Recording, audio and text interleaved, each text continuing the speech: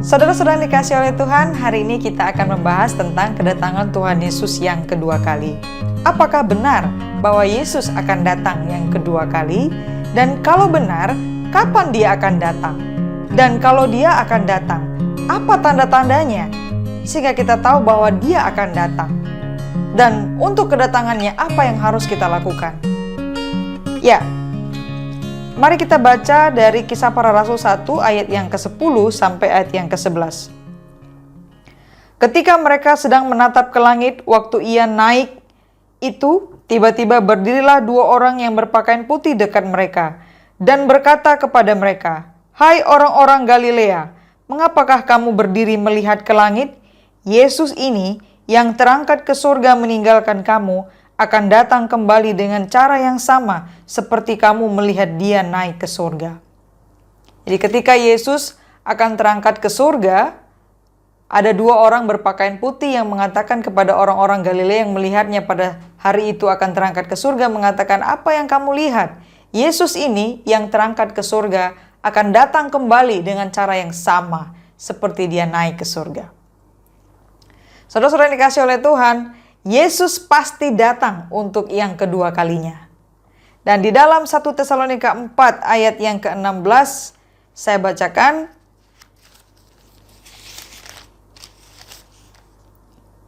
Sebab pada waktu tanda diberi, yaitu pada waktu penghulu malaikat berseru dan sangkakala Allah berbunyi, maka Tuhan sendiri akan turun dari sorga, dan mereka yang mati dalam Kristus akan lebih dahulu bangkit. Ya, dikatakan di sini bahwa pada waktu penghulu malaikat berseru dan sangkakala Allah berbunyi, maka Tuhan sendiri turun dari surga. Tuhan di sini maksudnya Tuhan Yesus. Ya, jadi kedatangan Tuhan Yesus yang kedua kali itu pasti. Nah, sekarang pertanyaannya kapan? Mari kita lihat Matius 24 ayat yang ke-36. Matius 24 ayat yang ke-36. Tetapi tentang hari dan saat itu tidak seorang pun yang tahu. Malaikat-malaikat di surga tidak, dan anak pun tidak, hanya Bapa sendiri. Yesus mengatakan, tetapi hari dan saat kedatangannya yang kedua kali ke dunia ini, tidak seorang pun yang tahu. Malaikat-malaikat tidak, Yesus sendiri ketika mengatakannya dia tidak tahu, dan Yesus mengatakan hanya Bapa di surga yang tahu. Jadi saudara-saudara yang dikasihi oleh Tuhan, kalau nanti ada yang memprediksi atau ada yang mengatakan Yesus akan datang tanggal sekian, bulan sekian, tahun sekian, jangan percaya. Karena Yesus sudah mengatakan kedatangannya yang kedua kali tidak ada seorang pun yang tahu. Hanya Bapa di surga saja yang tahu. Kemudian saudara-saudara yang dikasihi oleh Tuhan, kita mau melihat ayat yang berikutnya, 1 Tesalonika 5 ayat yang kedua.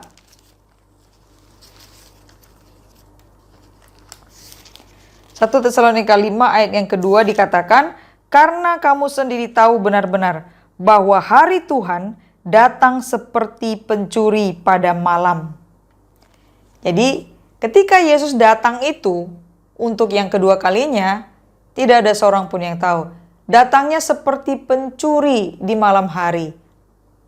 Kita nggak tahu, kita nggak menduga, kita nggak menyangka.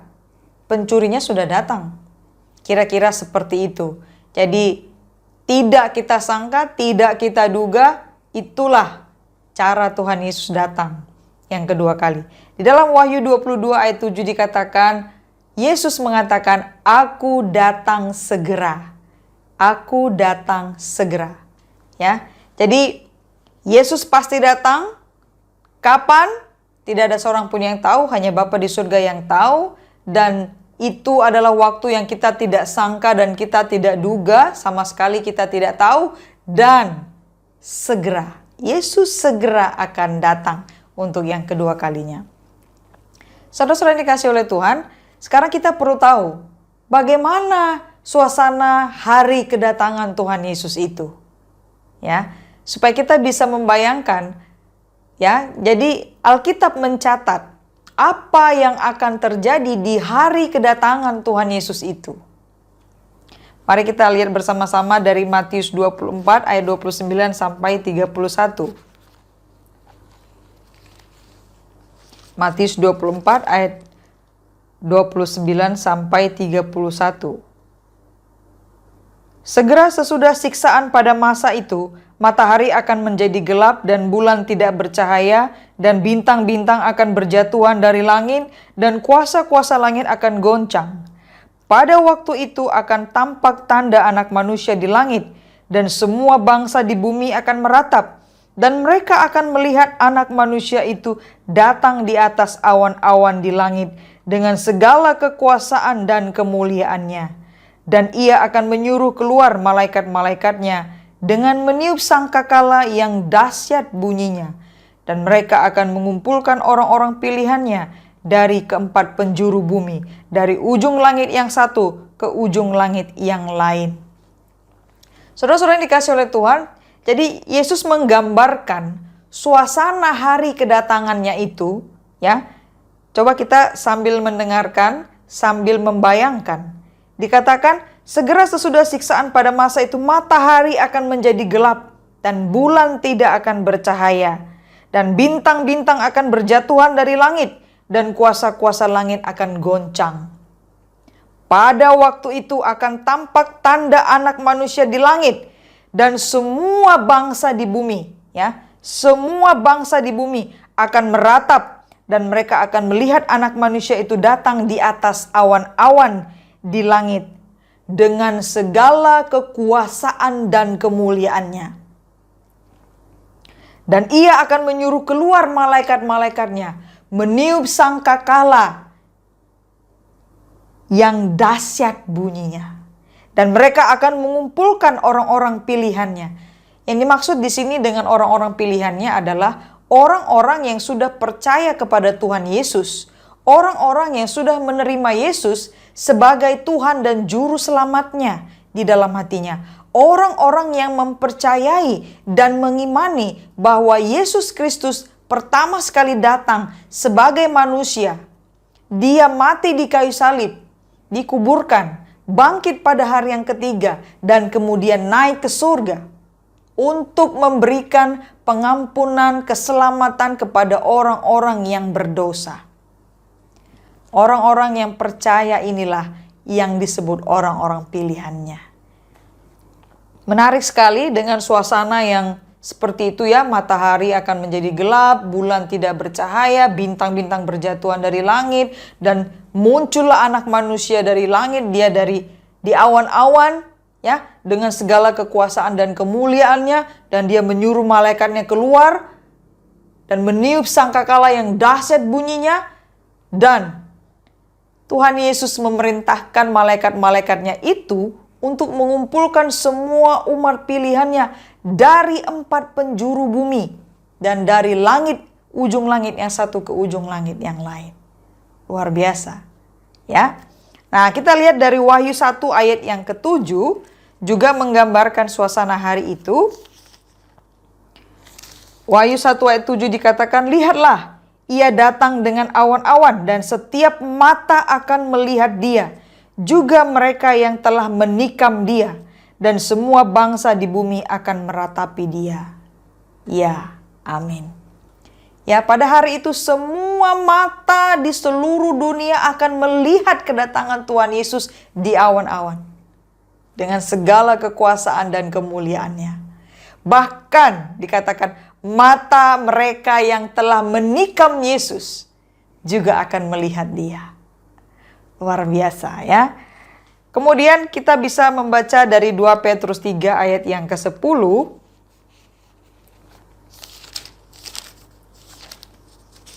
2 Petrus 3 ayat yang ke-10 dikatakan, tetapi hari Tuhan akan tiba seperti pencuri. Pada hari itu langit akan lenyap dengan gemuruh yang dahsyat, dan unsur-unsur dunia akan hangus dalam nyala api, dan bumi dan segala yang ada di atasnya akan hilang lenyap. Dahsyat, luar biasa ya. Jadi hanya kehadiran Tuhan Yesus menjadi pusat perhatian seluruh manusia di dunia, dan kehadirannya itu sungguh menakjubkan dan bahkan itu sangat mencengangkan.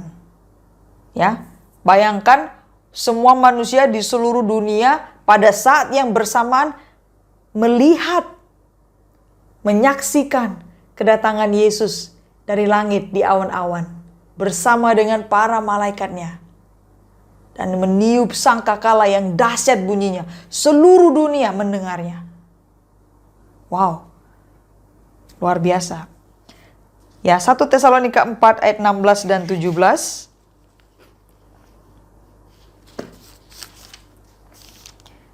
Sebab pada waktu tanda diberi, yaitu pada waktu penghulu malaikat berseru dan sangkakala Allah berbunyi, maka Tuhan sendiri akan turun dari sorga, dan mereka yang mati dalam Kristus akan lebih dahulu bangkit.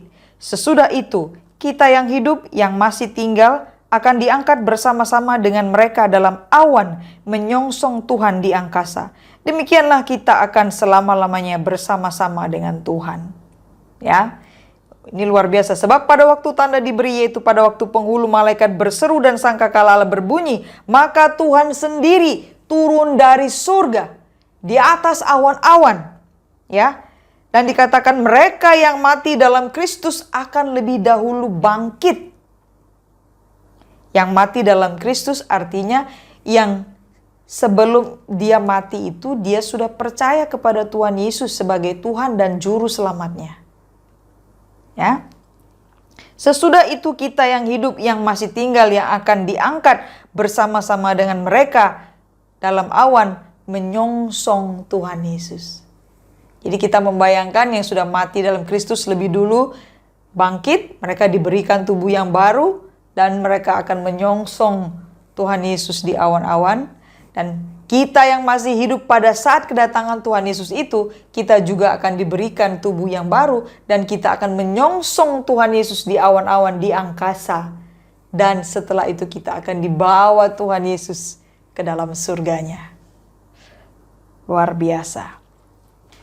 Saudara-saudara yang dikasihi oleh Tuhan, kalau kita tadi sudah mengatakan bahwa Yesus pasti datang untuk kedua kalinya dan kita tidak tahu kapan waktunya dan bagaimana suasana hari kedatangan Tuhan Yesus itu, maka hal yang berikutnya yang perlu kita ketahui bahwa kedatangan Tuhan Yesus yang kedua kali itu merupakan pernyataan dirinya. Ya, dia menyatakan dirinya dari surga. Dan kemudian yang kedua, kedatangan Tuhan Yesus yang kedua kali ini adalah hari penghakiman. Ya. Kita akan dihakimi. Orang-orang yang sudah percaya kepada Tuhan Yesus, mereka akan dibawa oleh Tuhan Yesus bersamanya ke surga. Tetapi orang-orang yang belum percaya kepada Tuhan Yesus, ya, mereka akan dihukum. Saudara-saudara yang dikasihi oleh Tuhan,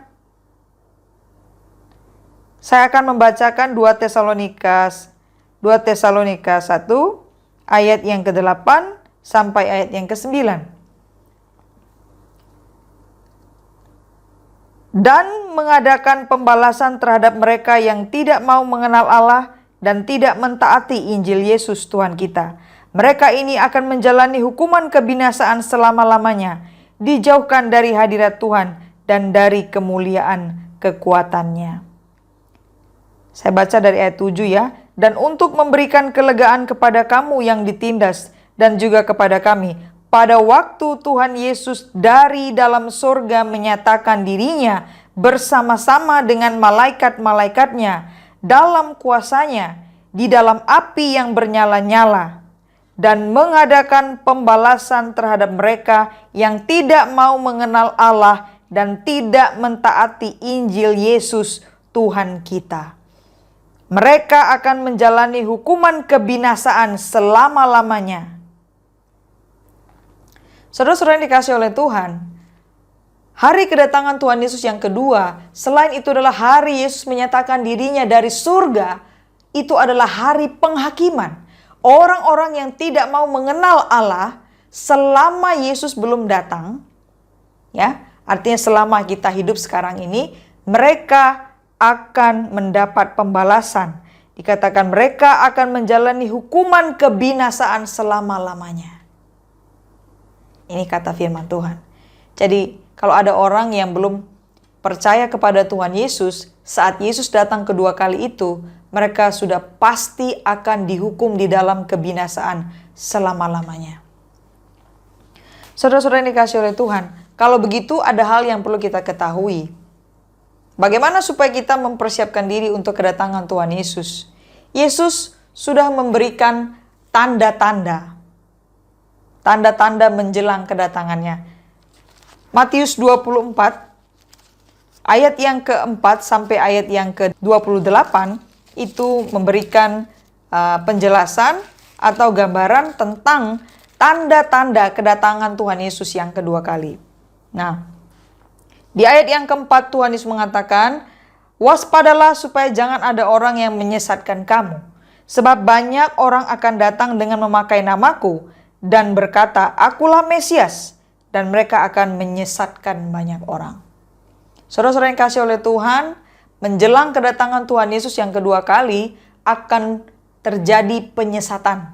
Akan muncul orang yang mengaku dia adalah Mesias, memakai nama Tuhan Yesus, dan menyesatkan banyak orang. Tuhan Yesus memperingatkan, waspadalah. Ya, lalu dikatakan, kamu akan mendengar deru perang atau kabar-kabar tentang perang. Namun berawas-awaslah, jangan kamu gelisah. Sebab semuanya itu harus terjadi, tetapi itu belum kesudahannya. Jadi akan ada perang, berita-berita perang, tapi Yesus mengatakan itu belum kesudahannya. Ya, dan itu semua harus terjadi. Kita sudah mendengar perang dari berapa tahun yang lalu, ada beberapa kali perang. Ya, tapi Yesus belum juga datang. Yang pasti Yesus sudah memperingatkan, itu bagian dari tanda-tanda menjelang kedatangannya. Kemudian dikatakan, sebab bangsa akan bangkit melawan bangsa dan kerajaan melawan kerajaan. Akan ada kelaparan dan gempa bumi di berbagai tempat. Kalau di dalam bahasa Inggris, versi King James itu dikatakan famine, pestilence, and earthquake. Kelaparan, wabah, dan gempa bumi di berbagai tempat.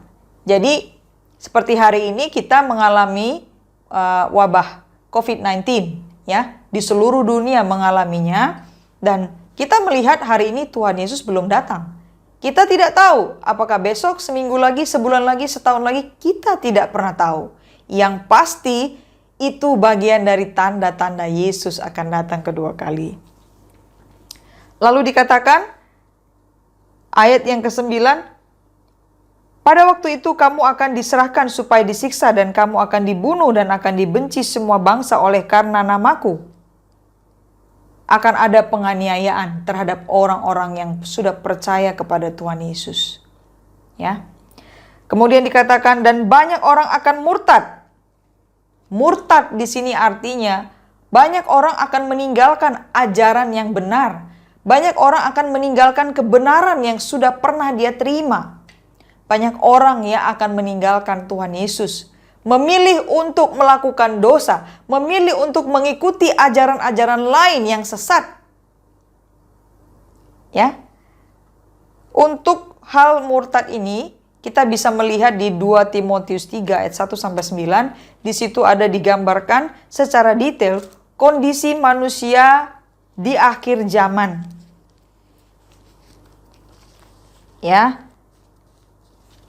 2 Timotius 3 ayat 1 saya bacakan dan seterusnya. Ketahuilah bahwa pada hari-hari terakhir akan datang masa yang sukar. Manusia akan mencintai dirinya sendiri dan menjadi hamba uang.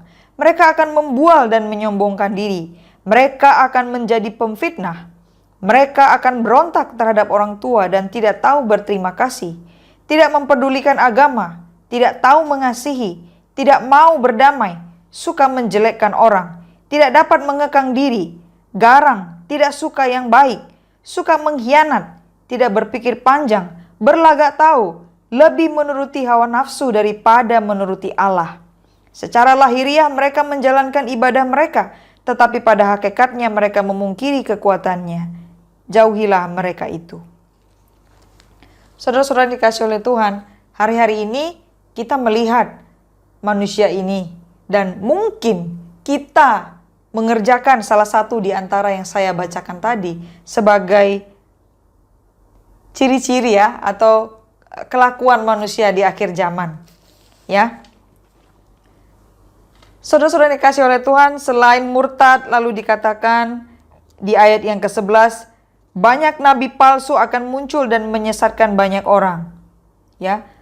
Berarti nabi palsu, Mesias palsu akan muncul menyesatkan banyak orang. Dan karena makin bertambah kedurhakaan, maka kasih kebanyakan orang akan menjadi dingin. Bertambahnya kedurhakaan, ya.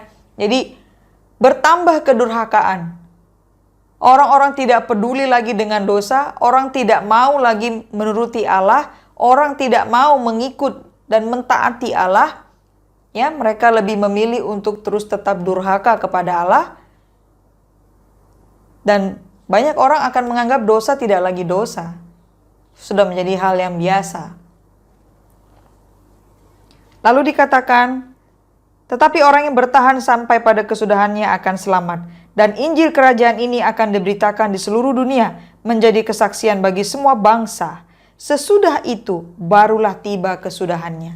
Dikatakan bahwa Injil itu akan diberitakan kepada semua orang, supaya semua orang diselamatkan. Dan akan terus dilakukan, dan banyak orang yang akan percaya kepada Injil dan mereka akan diselamatkan. Dikatakan sesudah itu barulah tiba kesudahannya. Dan saudara-saudara yang dikasihi oleh Tuhan, di ayat yang ke-15 sampai ayat yang ke-28, di sana juga masih ada tanda-tanda tambahan lagi. Yang pertama bahwa akan muncul antikris, ya, akan muncul antikris. Dan akan ada siksaan yang sangat berat. Dan akan bertambah-tambah lagi Mesias-Mesias palsu dan nabi-nabi palsu. Yesus memperingatkan, pada waktu itu jika orang berkata kepada kamu, lihat Mesias ada di sini atau Mesias ada di sana, jangan kamu percaya, kata Tuhan Yesus. Sebab Mesias-Mesias palsu dan nabi-nabi palsu akan muncul dan mereka akan mengadakan tanda-tanda yang dahsyat dan mujizat-mujizat. Hati-hati, saudara-saudara. Akan datang Mesias-Mesias palsu dan nabi-nabi palsu, dan mereka akan mengadakan tanda-tanda yang dahsyat dan mujizat-mujizat. Hati-hati, jangan terlalu mengharapkan mujizat-mujizat atau tanda-tanda yang ajaib, karena bisa jadi nanti itu dilakukan oleh Mesias-Mesias dan nabi-nabi palsu ini. Mereka akan menyesatkan, sekiranya mungkin mereka menyesatkan orang-orang pilihan juga.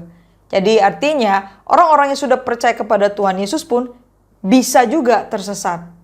Karena ya mungkin karena situasi pada saat itu akan ada kesukaran besar. Ya, jadi bisa saja iman menjadi lemah dan akhirnya percaya dengan hal-hal ini. Ya. Ya, jadi di ayat yang ke-25 jelas sekali Yesus mengatakan, camkanlah, aku sudah mengatakannya lebih dahulu kepadamu. Yesus mengatakan, memperingatkan, aku sudah memberitahukan terlebih dahulu kepada kamu semua tanda ini, supaya kamu berjaga-jaga, waspada. Ya. Lalu setelah itu Yesus memberikan perumpamaan tentang pohon ara. Yesus memberikan perumpamaan ini supaya kita mengerti, karena pohon ara itu kalau sudah mulai memunculkan tunasnya, itu artinya sudah akan musim panas. Nah, Yesus sedang menjelaskan, kalau tanda-tanda ini sudah muncul dan akan semakin banyak muncul, maka kamu harus mengerti bahwa kedatanganku sudah dekat. Itu maksudnya. Dan kemudian dilanjutkan oleh Tuhan Yesus dengan perumpamaan tentang zaman Nuh. Ya, bagaimana zaman Nuh Tuhan memberikan peringatan kepada Nuh untuk memperingatkan manusia yang pada masa itu juga sudah sangat jahat. Dan Tuhan sudah ingin memusnahkan, membinasakan mereka semua dengan air bah. Tapi Tuhan memberikan pesan kepada Nuh untuk membuat perahu untuk menyelamatkan mereka. Malah orang-orang itu pada masa itu menertawakan Nuh. Apa-apaan ini bikin perahu di atas gunung? Kamu sudah gila ya Nuh, kira-kira gitu bahasanya. Dan Nuh tetap setia mengerjakan perahu itu sampai selesai karena dia taat kepada Tuhan. Dia percaya kepada Tuhan. Saudara-saudara yang dikasihi oleh Tuhan, tiba-tiba saja air bah sudah datang dan semua orang itu terhanyut dan mereka berteriak minta tolong, tidak ada satupun yang bisa diselamatkan. Hanya Nuh dan keluarganya yang masuk ke dalam bahtera itu, yang mentaati Tuhan, yang diselamatkan. Saudara-saudara yang dikasihi oleh Tuhan, Tuhan Yesus sudah memberi peringatan, maka kita harus mengindahkan peringatan itu, dan Tuhan Yesus mengatakan berjaga-jagalah. Bagaimana caranya kita berjaga-jaga? Bagaimana caranya kita mempersiapkan diri untuk kedatangan Tuhan Yesus? Selanjutnya di ayat 45 sampai ayat yang ke-51, Yesus memberikan perumpamaan tentang hamba yang setia dan hamba yang jahat. Ya, hamba yang setia itu mengerjakan apa yang diperintahkan oleh tuannya ketika tuannya pergi, dan ketika tuannya kembali, dia mendapati hamba yang setia ini mengerjakan yang sudah diperintahkan kepadanya. Sedangkan hamba yang jahat itu, dia tidak melakukan yang diperintahkan oleh tuannya ini, malah dia dikatakan di sana bersama dengan pemabuk-pemabuk. Ya, saudara yang dikasihi oleh Tuhan, Tuhan Yesus menginginkan kita tentunya menjadi seperti hamba yang setia itu. Apa yang Tuhan Yesus perintahkan untuk kita lakukan, itulah yang harus kita lakukan. Apa yang Tuhan Yesus inginkan kita kerjakan, maka itulah yang harus kita kerjakan. Ya, jadi Tuhan Yesus mengatakan, jadikanlah semua bangsa muridku dan baptislah mereka dalam nama Bapa dan Anak dan Roh Kudus. Dan Tuhan Yesus mengatakan, pergilah. Maka kita harus memberitakan Injil, memberitakan kabar baik supaya banyak orang yang diselamatkan. Ya.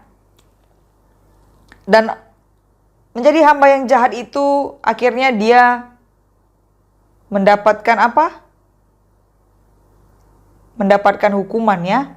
Dan akan membunuh dia dan membuat dia senasib dengan orang-orang munafik. Nah, ini adalah orang-orang yang memilih tidak mau taat kepada Allah, tidak mau taat, tidak mau percaya kepada Injil, tidak mau percaya kepada perintah Tuhan. Mereka-mereka ini akan mendapatkan hukuman. Di Matius pasal yang ke-25 ada dua perumpamaan yang Tuhan Yesus berikan juga untuk menjelaskan apa yang harus kita lakukan sebagai persiapan untuk menyambut kedatangannya yang kedua kali. Ada perumpamaan tentang gadis-gadis yang bijaksana dan gadis yang bodoh. Yang bijaksana membawa minyak di dalam lampu mereka, sedangkan gadis yang bodoh tidak.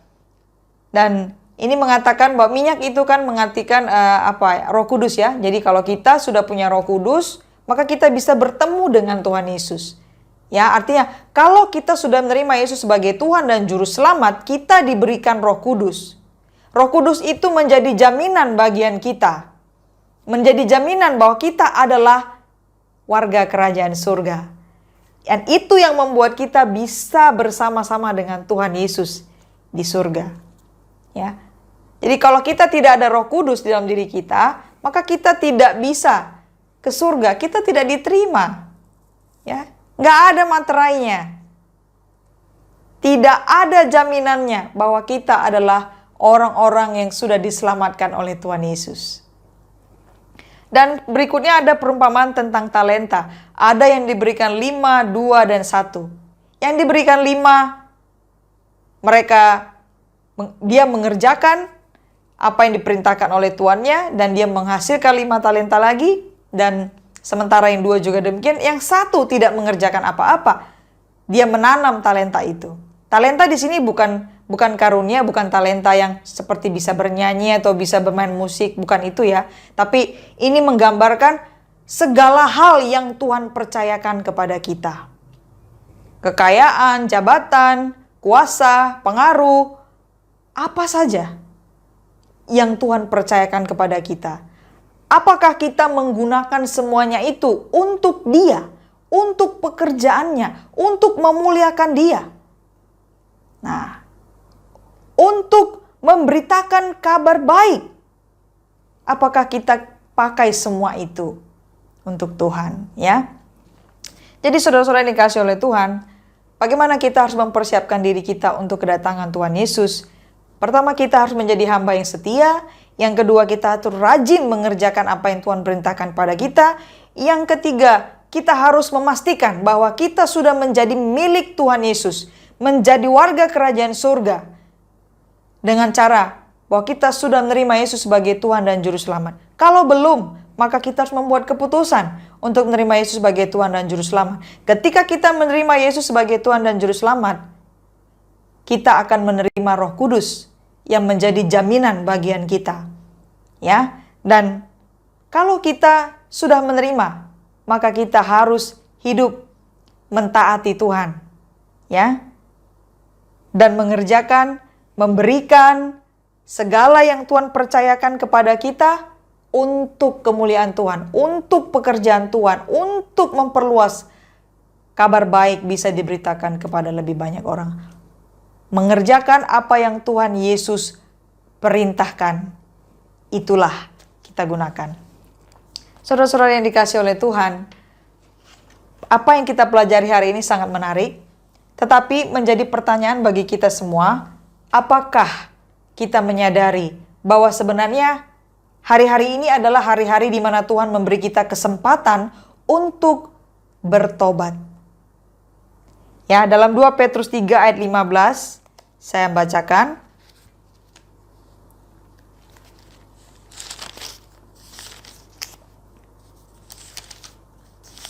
Dua Petrus 3 ayat yang ke-15, anggaplah kesabaran Tuhan kita sebagai kesempatan bagimu untuk beroleh selamat. Saudara-saudara yang dikasihi oleh Tuhan, hari-hari ini sebelum kedatangan Tuhan Yesus yang kedua kali adalah hari-hari kesabaran Tuhan. Tuhan masih sabar kepada kita, Tuhan masih menantikan kita untuk datang kepadanya, bertobat, dan menerima pengampunan darinya yang sudah disediakannya melalui Yesus Kristus. Allah sudah mengutus Yesus Kristus pertama sekali datang ke dunia menjadi manusia, disalibkan, mati dan dikuburkan, kemudian dia bangkit pada hari yang ketiga dan naik ke surga untuk mengampuni orang-orang yang berdosa, yang mau percaya kepadanya. Orang berdosa tapi nggak mau percaya kepada Tuhan Yesus, nggak diampuni. Ya, jadi harus menerima Yesus. Selagi masih ada waktu, segeralah kita buat keputusan. Saudara-saudara yang dikasihi oleh Tuhan, ada seorang penulis puisi yang mengatakan, kebohongan yang paling berbahaya bukanlah mengatakan tidak ada Tuhan atau tidak ada neraka. Tapi kebohongan yang paling berbahaya adalah mengatakan nggak perlu buru-buru. Masih ada waktu. Belum tahu kapan Tuhan Yesus datang. Sebulan lagi kah, setahun lagi kah, mungkin masih puluhan tahun. Kita nggak tahu. Maka ya udah, kita nikmati saja dulu dunia ini. Masih asik dengan dunia ini. Saudara-saudariku, itu adalah perangkap iblis. Jangan mau hari ini adalah hari yang berarti. Kita tidak tahu apakah kita besok masih ada waktu, masih hidup atau tidak. Kita tidak tahu apakah besok kita masih ada kesempatan untuk bertobat.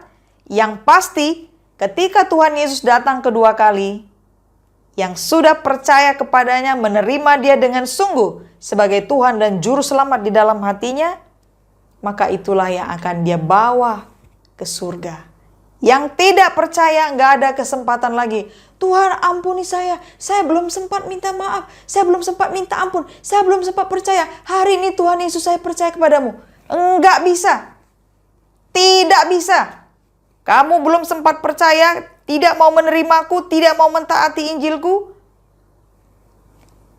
Kamu di dalam kebinasaan selama-lamanya. Saudara-saudara yang dikasihi oleh Tuhan, take Jesus serious in your life. Saudara-saudara yang dikasihi oleh Tuhan, mari serius dengan hidup kita hari ini. Kesempatan hari ini tidak datang kedua kali. Besok kita belum tentu bisa kita pastikan. Hari ini buatlah keputusan untuk menerima Yesus sebagai Tuhan dan Juru Selamatmu. Percaya bahwa dia sudah mati di kayu salib untuk memberikanmu pengampunan, menggantikanmu, menanggung hukuman dosamu, karena dia mengasihimu. Dia mengasihi kita semua. Saudara-saudara yang kasih, buatlah keputusan.